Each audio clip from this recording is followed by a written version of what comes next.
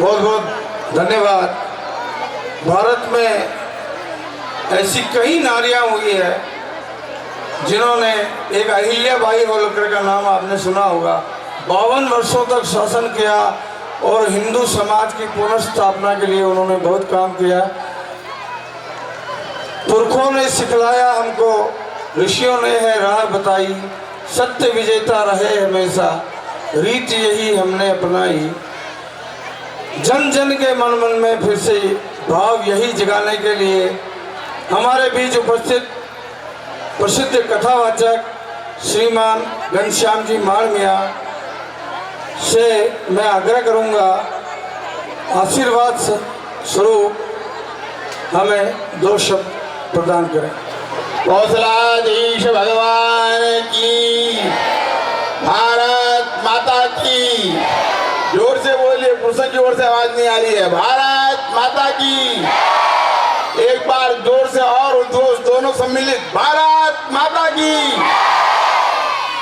गुरु ब्रह्मा गुरु विष्णु गुरुदेव महेश्वर, गुरु साक्षात परब्रह्म तस्मै श्री गुरुवे नमः। अतुलित बलधामं हेमशैलावदेहं, धनुजवन कृशानं ज्ञानिनाम अग्रगण्यं, सकल गुणनिधानं वादनानामधीशं, रघुपति प्रिय भक्तं वातजातं नमामि।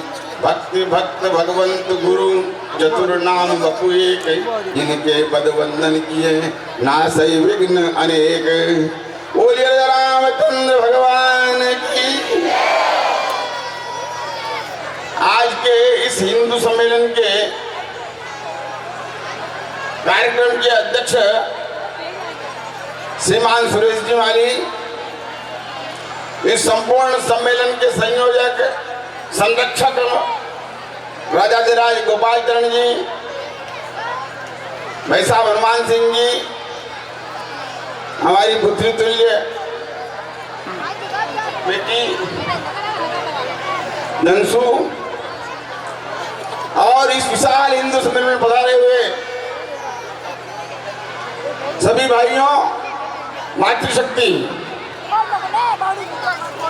आप सबके दर्शन करके मैं बहुत आनंदित हो गया हूं। आप सबका हृदय से अभिनंदन करता हूं। मेरा परिचय कराया गया कथावाचक, पर आज मैं आपको कोई कथा सुनाने नहीं आया हूं। आज मैं जो बात कहने आया हूं वो हिंदू समाज के अंदर जो व्याप्त बुराइयां हैं उनको दूर करने का आग्रह करने के लिए आया हूं। पहली बुराई हमारे में ये है कि हम एक दूसरे से छोटा बड़ा, ऊंचा नीचा, छूत अछूत, अमीर गरीब ऐसा भाव रखते हैं। रामायण में कहा है, भगवान राम ने अखिल विश्व यह मोर उपाया और सब पर मोज बराबर जाया। सारा संसार मेरे द्वारा उत्पन्न किया गया है, सब पर मेरी बराबर करुणा है।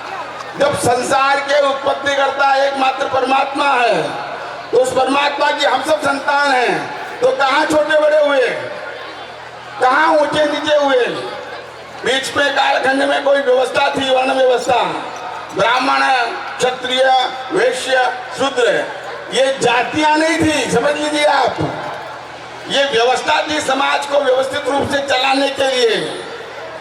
ब्राह्मण के रूप में आप इस शरीर को भी मान लो, ये मस्तक है, ये ब्राह्मण है, ये भुजाएं हैं, ये क्षत्रिय है, ये उधर है पेट, ये वैश्य है, और ये पांव जो चलते हैं ये शूद्र है।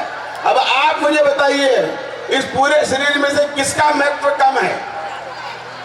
क्या पांव का महत्व कम है, जिसके बल पर चल करके हम अपनी रोजी रोटी कमाते हैं? क्या मस्तक का महत्व कम है कि अपने बुद्धि विवेक से हम कार्य करते हैं? कार्य करने की क्षमता है ना हाथों में है, तो क्या इनका महत्व कम है? और सब कुछ कमा करके जो हम मुख के माध्यम से उदर में जाता है वह संपूर्ण शरीर का पालन करता है, तो किसका महत्व कम है? तो जैसे संपूर्ण शरीर के अंदर प्रत्येक अंग उपांग का समान महत्व है, ऐसे ही समाज के भीतर भी सभी और वर्गों का, सभी वर्णों का समान महत्व है। अरे इसको यूं समझ लो साधारण रूप से कि मान लो कोई संत महात्मा आए या अपने से कोई बड़ा है, उनको प्रणाम करते हैं, तो प्रणाम करने के लिए झुकता कौन है? ये मस्तक झुकता है, मस्तक ब्राह्मण झुकता है। और प्रणाम किसको करता है? पैरों में करता है, शूद्र को प्रणाम करता है। तो शूद्र बड़ा है कि छोटा है? तो शूद्र छोटा नहीं और ब्राह्मण बड़ा नहीं, सब समान है। जैसे किसी एक मशीन के सारे कल पुर्जे बराबर महत्व के होते हैं। एक छोटी की ढेबरी भी खुल जाए तो मशीन काम नहीं करती। ऐसे ही शरीर के सारे अंग उपांग समान महत्व के हैं। आंख से दिखना बंद हो जाए तो क्या होगा भाई? मुंह खाना दूर बंद कर दे क्या होगा? पांव चलना बंद कर दे क्या होगा? हाथ काम नहीं करे क्या होगा? जैसे शरीर में सबका महत्व समान, ऐसे समाज में भी सबका महत्व समान। पुरुषों का महत्व समान, मातृशक्ति का महत्व समान। कोई छोटा नहीं, कोई बड़ा नहीं, ये भाव हम में सब में आना चाहिए। आज मैं देख रहा हूँ इतनी विशाल संख्या में आप लोग यहाँ पधारे हैं, हिंदू सम्मेलन के आयोजनकर्ता के आग्रह पर आए हैं, बहुत प्रसन्नता हुई है। लगा है कि आप लोग जगे हैं, पर अभी जगने में अभी कुछ देरी है। पूरा जगने लगे हैं, पूरा कैसे जगेंगे? अभी हम आपस में लड़ते झगड़ते हैं, भाई भाई लड़ते झगड़ते हैं, अड़ोसी पड़ोसी लड़ते झगड़ते हैं। प्रेम नहीं है आपस में। प्रेम कैसे होना चाहिए? हम सब लोग शुष्क है, शुष्क सूखे कैसे? अभी थोड़े दिनों पहले 14 जनवरी को मकर संक्रांति निकली थी। क्या बनाते हैं उस दिन? तिल के लड्डू बनाते हैं ना। अब आप तिल को हाथ लगा के देखिए, तिल जितना सूखा कोई नहीं। तिल को हाथ लगाओ, आपका हाथ चिकना नहीं होगा। प्रत्येक तिल का दाना सूखा है, लेकिन उस तिल के दाने को तोड़ो तो उसके अंदर तेल निकलता है। तेल को हिंदी में पर्यायवाची शब्द के रूप में स्नेह बोलते हैं। स्नेह, और स्नेह का मतलब होता है प्रेम। तो उस सूखे दाने के अंदर भी प्रेम है, लेकिन वो प्रेम जुड़ता कब है? तो तिल्ली के दानों को गुड़ से जोड़ते हैं भैया, गुड़ से। ये गुड़ क्या है? ये गुड़ मिठास है। यदि आपस में मिठास होगी तो फिर ये सूखे सब हिंदू बंधु माताएं ये सब उस मिठास से जुड़ जाएंगे तो शक्तिशाली हो जाएंगे। एक ढेर लगा दो 1 क्विंटल तिल के दानों का, चिड़ियाएं पड़ेगी, कबूतर पड़ेंगे, तोते पड़ेंगे तो चुप जाएंगे एक को। लेकिन वो सब तिल के दाने मिलकर के गुड़ से चिपक करके लड्डू बन जाएंगे तो फिर चिड़िया उस पर चोंच मार के पटक जाए, लेकिन वो उस दानों को अलग नहीं कर सकती। ऐसे ही यदि हिंदू बंधु माताएं सब आपस में प्रेम से जुड़ जाए, मिठास से रहने लगे, तो कोई बाहरी शक्ति आप लोगों को और परास्त नहीं कर सकती, आप लोगों का अहित नहीं कर सकती। हम लोगों को जुटने की आवश्यकता है, समझने की आवश्यकता है, पटने की आवश्यकता नहीं है। पटेंगे तो अरे कटेंगे, सुना है कि सुना है? पटेंगे तो कटेंगे। इसलिए इस बात को ध्यान रखो। एक बात और कह रहा हूं, उसको सुन लो, फिर एक बात पूरी कर दूंगा। दूसरी बात क्या है कि आप लोगों के घर में संतान कितनी है? किसी के 1 छोरा है, किसी के 1 छोरी है, किसी के है 4-5 संतान। हाथ खड़े करो।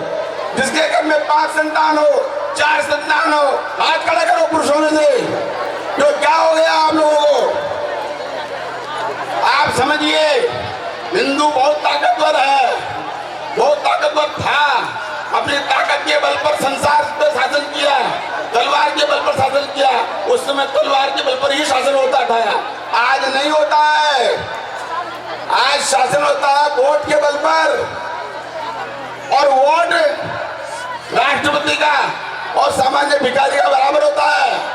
वोट के राष्ट्रपति के 4-5 नहीं गिने जाते, उनका भी 1 वोट होता है। हर व्यक्ति का 1 वोट है। वोट के बल पर ही शासन है। जगह जगह इन मूर्खों को दंगे करने की जरूरत नहीं है, वो संख्या बढ़ा रहे हैं इस देश पर शासन करने के लिए। और आप अपने महल बढ़ा रहे हैं, मकानात बढ़ा रहे हैं, कारें बढ़ा रहे हैं, एसी बढ़ा रहे हैं, सुविधाएं बढ़ा रहे हैं। आप लोगों को कहे कि संतान 1 से 2 होनी चाहिए, आप लोग 50,000 पाड़ा क्षान यानी झोंका क्षान बनाओ। यानी कई खुआवा खाना यो शो अभिमान घटो जो भाई सबने खिलावा वालो पिलावा वालो तो परमात्मा है। खाने में मोटा हुई किदा तो थे कह दो कि यार मोटा हर बालक पैदा हुए तो 2 हाथ ले मुंडो एक ही है। सब अपना पेट भर सकता है। बहुत सी दुर्घटनाएं होती है, माता पिता समाप्त, एक बच्चा बच गया, वो भी बड़ा होता है, वो भी योग्य बनता है। आप लोग ये अभिमान छोड़ दो कि हम बच्चों को पाल रहे हैं, योग्य बना रहे हैं। अरे आपके पाले हुए ऐसे बच्चे हैं ना, वो विदेशों में जाके रहेंगे और आपकी लाशें सड़ती रहेगी। यहाँ पर 2-2, 4-4 संतान पैदा करो, कम से कम 4 संतान पैदा करो। आज हिसाब लगाओ आपके घर में कितने वोट है।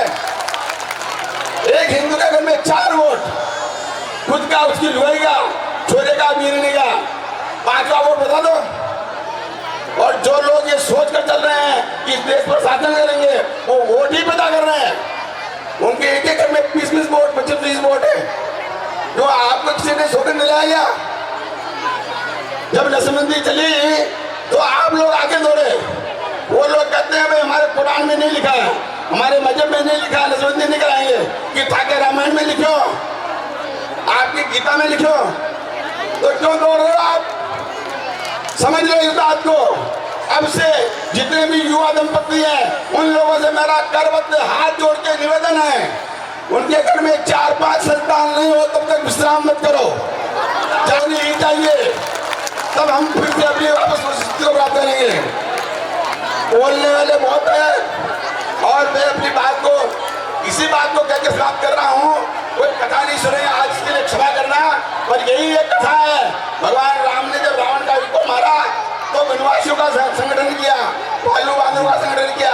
आप छोटे से छोटे, बड़े से बड़े सब मिलकर के काम करिए, सब संगठित होकर काम करिए और समाज में व्याप्त कुरीतियों को दूर कीजिए और शक्तिशाली बनिए, बलशाली बनिए, संगठित बनिए। वो नजर